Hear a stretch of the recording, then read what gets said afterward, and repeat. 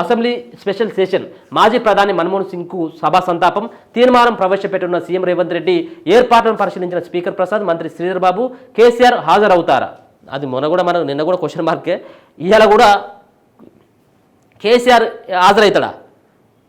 అసలు గాడు లేడు. ఉదయం 10 గంటలకు అసెంబ్లీ స్పెషల్ సెషన్ నిర్వహించేందుకు ప్రభుత్వం సిద్ధమైంది. మాజీ ప్రధాని మన్మోహన్ సింగ్ కన్నుమూతపై సంతాప తీర్మానాన్ని సీఎం రేవంత్ రెడ్డి ప్రవేశపెట్టనున్నారు. దీనిపై అధికార వర్గాలతో పాటు విపక్ష సభ్యులు మాట్లాడనున్నారు. అనంతరం సభను మళ్ళీ నిర్వాధిక వాయిదా వేయనున్నారు. సో దీంట్లో కేవలం వేటిపైన కూడా చర్చ నడవదు. కేవలం సంతాప తీర్మానం మాత్రమే ఉంటుంది, సంతాపం తెలపడం మాత్రమే ఉంటుంది. ఇక దాని తర్వాత ఇక మాజీ ప్రధాని మన్మోహన్ సింగ్కు నివాళులు అర్పించేందుకు రాష్ట్ర ప్రభుత్వం నేడు ప్రత్యేకంగా అసెంబ్లీ నిర్వహించనున్నది. దేశాన్ని ఆర్థిక సంక్షోభం నుంచి బయటపడేసి అభివృద్ధి పథకంలో పయనించేలా మార్గనిర్దేశం చేసిన మన్మోహన్ సింగ్కు సభ నివాళులు అర్పించనుంది. ఈ సమావేశాలకు గులాబీ అధినేత కేసీఆర్ హాజరు కానున్నట్లు పార్టీ వర్గాలు తెలిపాయి. సభ ఎన్ని గంటలకు ప్రారంభమవుతుందన్న వివరాలను సైతం ఆయన అడిగి తెలుసుకున్నట్లు తెలిసింది.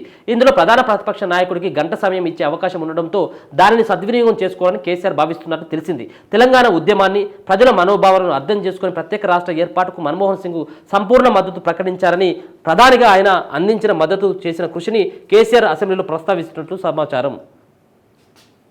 అవసరమైన అన్ని ఏర్పాట్లు చేయాలి.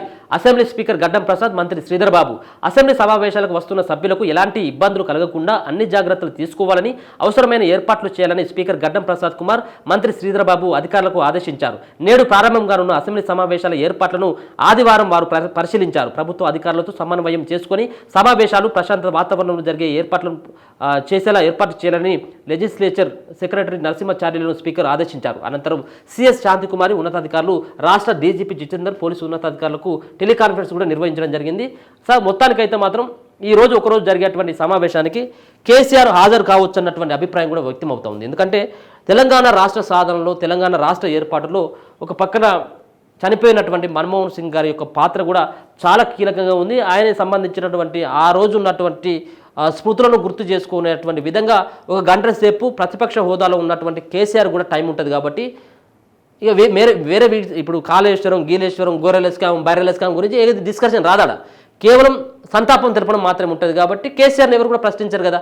కాబట్టి మాట్లాడి వద్దామన్నటువంటి ఒక ఆలోచన కేసీఆర్ చేస్తున్నట్టుగా తెలుస్తూ ఉంది. ఎప్పుడు మొదలవుతుంది, ఎప్పుడు ఎండ్ అవుతుంది అన్నటువంటి దానిపైన వివరాలు అడిగి తెలుసుకున్నటువంటి ప్రయత్నం నిన్న ఆయన చేసింది. కాబట్టి మరి వస్తాడు అన్నటువంటి అభిప్రాయాలు కూడా వ్యక్తం అవుతూ ఉన్నాయి. చూద్దాం. మరి 10 గంటలకు ప్రారంభం కాబోతూ ఉంది. మరి కొద్ది గంటల్లో అక్కడ అసెంబ్లీ కూడా స్టార్ట్ కాబోతూ ఉంది. కాబట్టి కేసీఆర్కి సంబంధించినటువంటి హాజరవుతారా లేదన్నటువంటిది కూడా కొంత ఉత్కంఠమైనటువంటి పరిస్థితి కనబడతా ఉంది.